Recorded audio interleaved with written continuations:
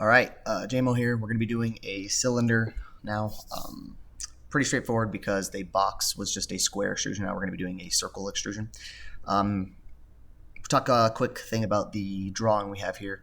We're going to learn some stuff about the different views you'll get to see because that's a part of the CSWA. I believe the part 2 asks you about 3 to 4 questions about drawing views. And this is one of them. This is a break view.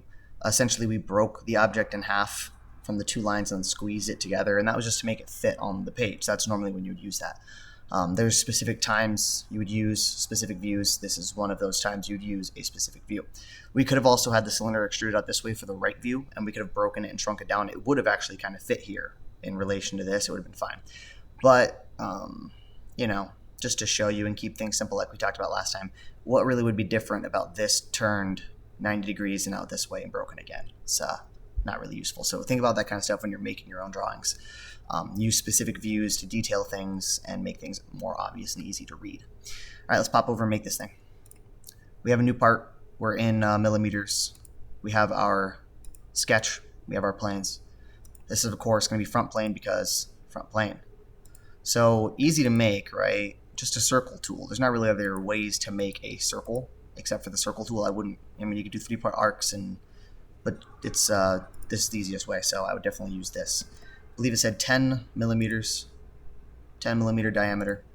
And make sure your symbol match if you're not good with diameter versus radius and circles and those different measurements, because if it doesn't match, you can have things being literally doubled in size or not. So don't make that mistake.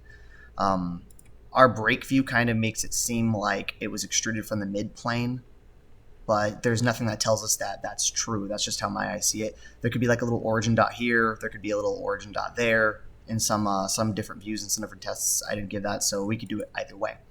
So let's go over to those features. And I think I mentioned this in the last video, but didn't expand on it much. There's 2 different ways you can do a feature. Last one I showed that you were in a sketch and we hit features and we extruded it. Let's close the sketch now and then hit extrude. It kind of knows that your last thing that you closed was that sketch. It'll happen to it. But if not, you can come down here and pick that you want to extrude that, and it'll select it and allow you to do that. We're going to do mid plane like I talked about, and we're going to do 100 millimeters. And we'll zoom out a little bit so we can see that. And if we hit ISO, we'll see that it is extremely similar to our ISO view here. So that's what we're looking for. Nothing too big here. We're just extruding a circle. There's a lot of different reasons why you'd extrude a circle like this. A peg, some screws that you would design would be an extruded cylinder, and then you can make threads on them. And there's tools for that, and there's different ways to do that. So just know that you might be making a peg or, different extruded circles.